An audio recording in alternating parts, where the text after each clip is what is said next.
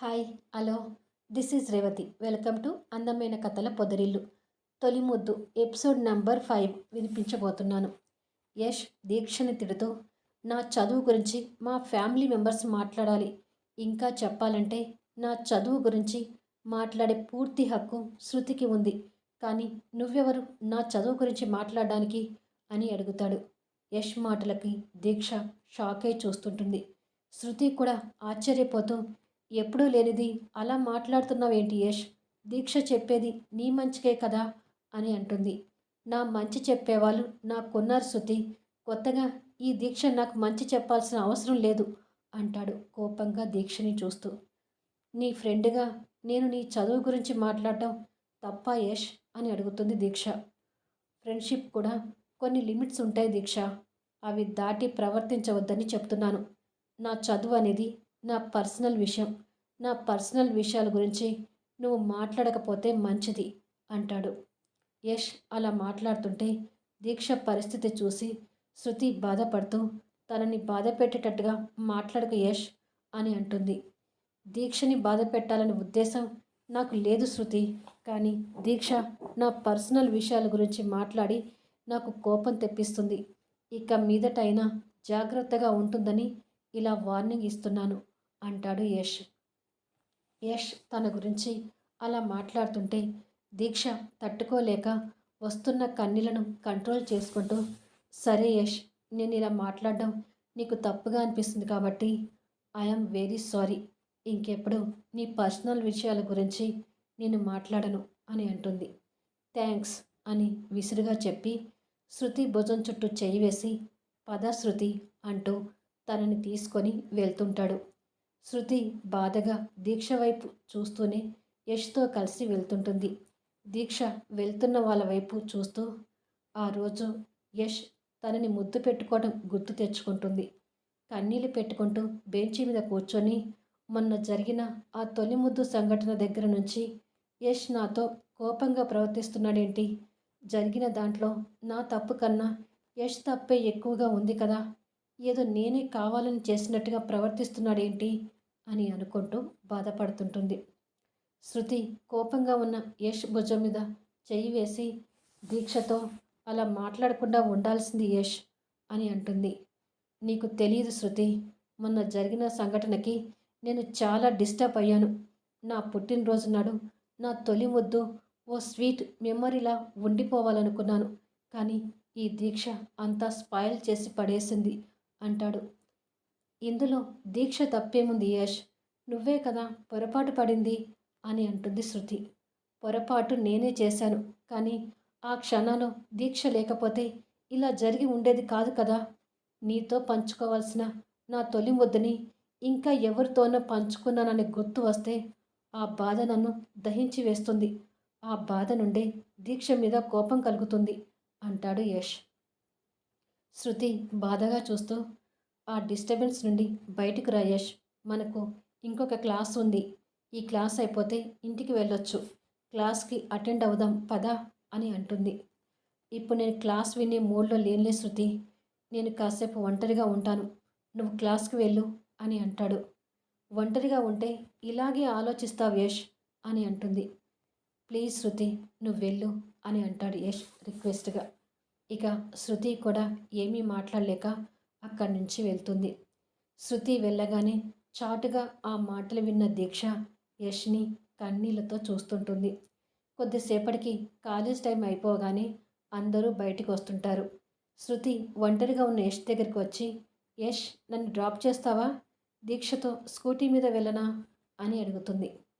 నేను డ్రాప్ చేస్తాను పదా అంటూ శృతితో వెళ్తుంటాడు యష్. శృతి ఆ కాలేజీకి బ్యూటీ కాబట్టి తనకి లైన్ వేసేవాళ్ళు, ప్రపోజ్ చేసేవాళ్ళు కూడా చాలామంది ఉంటారు. ఓ రకంగా శృతి యష్ని ప్రేమిస్తున్నందుకు యష్ మీద ఈర్ష్యపడే వ్యక్తులు కూడా ఉన్నారు.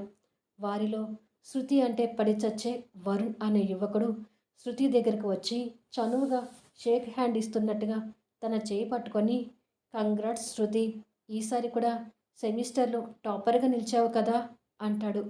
ఇంతకుముందు ప్రేమిస్తున్నానని చెప్పి లవ్ లెటర్ రాసిన వరుణ్ అంటే శృతికి యష్కి కూడా కోపంగా ఉంటుంది.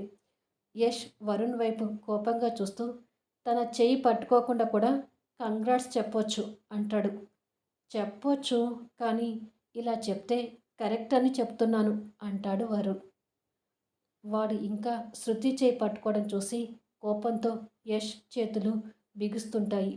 శృతి కోపంగా వరుణ్ చేయి విడిపించుకొని, యష్ నేను లవ్లో ఉన్నామన్న సంగతి తెలిసి కదా, అయినా ఎందుకు నా వెంట పడుతున్నా వరుణ్ అని అడుగుతుంది. ఎప్పుడైనా మీరు దూరం అయితే నేను ఒక్కడిని ఉన్నానని నువ్వు గుర్తు పెట్టుకుంటావేమోనని ఆశ శృతి అంటాడు వరుణ్. ఆ మాటలకు శృతి వాడి వైపు కోపంగా చూస్తుండగానే యష్ కోపానికి వాడు బలై గాలిలో కనిపిస్తుంటాడు. వాడు గాలిలో నుంచి కింద పడగానే యష్ వాడి షర్ట్ కాలర్ పట్టుకొని పైకి లేపి, రాస్కేల్, మేము దూరం కావాలని కోరుకుంటున్నావా అంటూ వాడిని చెత్త కొడుతుంటాడు.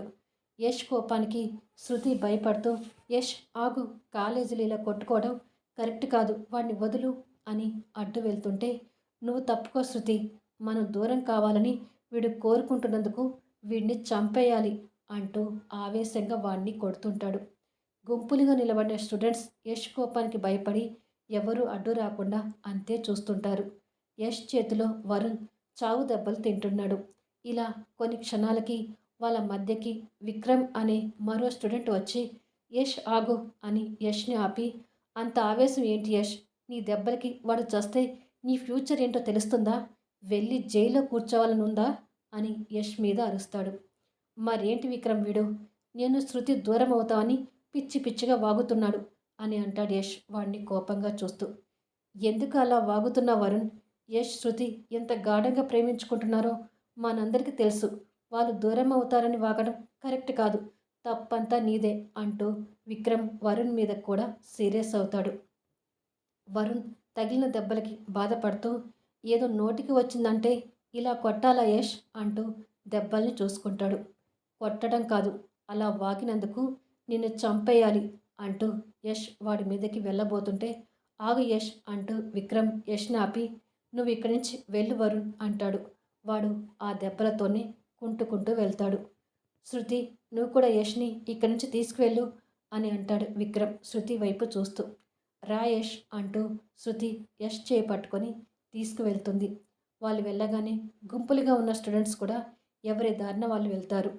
యష్ శృతిని బండెక్కించుకొని తీసుకువెళ్ళడం దీక్ష చూసి విక్రమ్ దగ్గరికి వచ్చి, నా మాట విని యష్ దగ్గరికి వచ్చి గొడవ ఆపినందుకు థ్యాంక్స్ విక్రమ్ అని అంటుంది. ఇట్స్ ఓకే దీక్ష, అందరూ వెళ్ళారు, ఇక నువ్వు కూడా వెళ్ళు అని చెప్పి విక్రమ్ తన దారిన తను వెళ్తాడు. జరిగిన సంఘటనలకు దీక్ష బాధపడుతూ తన స్కూటీ తీసుకొని కాలేజీ నుంచి వెళ్తుంది. యష్ ఇంటికి వెళ్ళగానే పద్దు, ప్రతాప్ గారు, లల్లి ముభావంగా కూర్చొని ఉంటారు. యష్ కూడా వాళ్ళందరినీ ముభావంగా చూసి రూమ్లోకి వెళ్తాడు. యష్ డిస్టర్బెన్స్లో ఉన్నాడని, ఈ టైంలో ఎవ్వరూ ఏమీ అనొద్దని శృతి ప్రతాప్ గారికి ఫోన్ చేసి చెప్పడం వల్ల యష్తో రిజల్ట్స్ గురించి ఏమీ మాట్లాడకుండా ఉండిపోతారు. యష్ రూమ్లోకి వెళ్ళి స్నానం చేసి వచ్చి కాస్త రిలాక్స్గా బెడ్ మీద కూర్చొని దీక్ష మీద సీరియస్ అయిన విషయం గురించి గుర్తు తెచ్చుకుంటాడు. కొన్ని క్షణాలకి బుక్స్ ఓపెన్ చేసి చదవటం మొదలు పెడతాడు. కొన్ని గంటల తర్వాత శృతి దగ్గర నుంచి ఫోన్ వస్తుంటుంది. యష్ ఫోన్ లిఫ్ట్ చేసి, చెప్పు శృతి అంటాడు. కోపం తగ్గిందా అని అడుగుతుంది శృతి. తగ్గింది, మామూలుగా ఉన్నాను అంటాడు యష్. అంత ఆవేశం ఏంటి యష్, ఆ విక్రమ్ అన్నట్టు నువ్వు కొట్టే దెబ్బలకి వాడికి ఏమనైతే నీ పరిస్థితి ఏంటో ఆలోచించావా అని అడుగుతుంది శృతి. వాడు ఇంకా ఏదైనా విషయం గురించి మాట్లాడినా నేను ఇంత ఆవేశపడకపోయేదాన్ని శృతి, వాడు మనం దూరం అవుతామని పిచ్చి పిచ్చిగా మాట్లాడేసరికి నా ఆవేశం కంట్రోల్ తప్పింది అని అంటాడు Yash. I understand your situation, but వాడు అనగానే మనం దూరం అవుతామా చెప్పు, మనం ఒకరికొకరు దూరమై బతకలేస్తామనే నమ్మకం నీకుందా యష్ అని అడుగుతుంది శృతి. లేదు శృతి, అసలు మనం దూరం అవ్వడం అనేది ఎప్పటికీ జరగదు, మన ఊహకు కూడా అటువంటి ఆలోచన రాకూడదనుకుంటున్నాను. అలాంటిది వాడు నా ఎదురుగానే మనం దూరం అవుతాము అని అనేసరికి తట్టుకోలేక ఆవేశపడిపోయాను అంటాడు యష్. వాడు అలా అన్నప్పుడు నాకు కూడా కోపం వచ్చింది యష్, అలా అని చెప్పి మన ఉనికిని కోల్పోకూడదు కదా, ప్లీజ్ యష్ నువ్వు ఇంకొకసారి ఇలా ప్రవర్తించవద్దు అని రిక్వెస్ట్గా చెప్తుంది శృతి. ఓకే శృతి, నువ్వు కూడా ఇక ఈ విషయం గురించి బాధపడకు అని చెప్తాడు యష్. అలాగే యష్, లల్లి భోజనం తీసుకుని వస్తుంది. నీ రూమ్ డోర్ ఓపెన్ చెయ్యి అని అంటుండగానే డోర్ కొడుతున్న సౌండ్ వినిపిస్తుంటుంది. నేను భోజనం చేయలేదని నీకెలా తెలుసు శృతి అని అడుగుతాడు. అది తెలుసుకోవటం నాకు పెద్ద విషయం ఏమీ కాదులే, ముందు భోజనం చెయ్యి అని అంటుంది శృతి. లల్లి ఆగకుండా డోర్ కొట్టడంతో సరే శృతి, ఇక ఉంటాను అని చెప్పి యష్ ఫోన్ పెట్టేసి వెళ్ళి డోర్ తీస్తాడు. శృతి స్పీకర్ ఆన్ చేసి దీక్ష పక్కనే కూర్చొని ఫోన్ మాట్లాడడంతో దీక్ష కూడా ఆ మాటలు వింటుంది. మరుసటి రోజు ఆదివారం కావడంతో యష్ శృతి దీక్ష ఉండే రూమ్ దగ్గరికి వస్తాడు. దీక్ష బయట ఉన్న పూల మొక్కలకి పైపుతో నీళ్లు పడుతూ యష్కి కనిపిస్తుంటుంది. యష్ అక్కడికి వచ్చి వెనుకగా కనిపిస్తున్న దీక్షని మౌనంగా చూస్తుంటాడు. కొన్ని క్షణాలకు దీక్ష పూల మొక్కలకి నీళ్లు పడుతూనే యష్ వైపుకి తిరిగి చూస్తుంది. యష్ ముఖంలో ఏదో గిల్టీ భావనని దీక్ష చూస్తూనే పైపు వదిలేసి దగ్గరికి వచ్చి శృతి లోపల ఉంది యష్, లోపలికి వెళ్ళు అని అంటుంది. శృతి ఆ మాటలు వింటూ బయటికి వచ్చి యష్ని చూస్తుంది. యష్ శృతిని చూసి తర్వాత దీక్ష వైపు చూసి నేను నీతో మాట్లాడటానికి వచ్చాను దీక్ష అంటాడు. నెక్స్ట్ ఎపిసోడ్లో కలుద్దాం ఫ్రెండ్స్. స్టోరీల నుంచి వెళ్ళిపోయే ముందు దయచేసి లైక్స్ ఇవ్వండి, కామెంట్ షేర్ చేయండి అండ్ సబ్స్క్రైబ్ చేసుకొని ఛానల్కి సపోర్ట్ చేయండి. అలాగే మీ ఫ్రెండ్స్కి ఛానల్ని షేర్ చేస్తూ ఉండండి.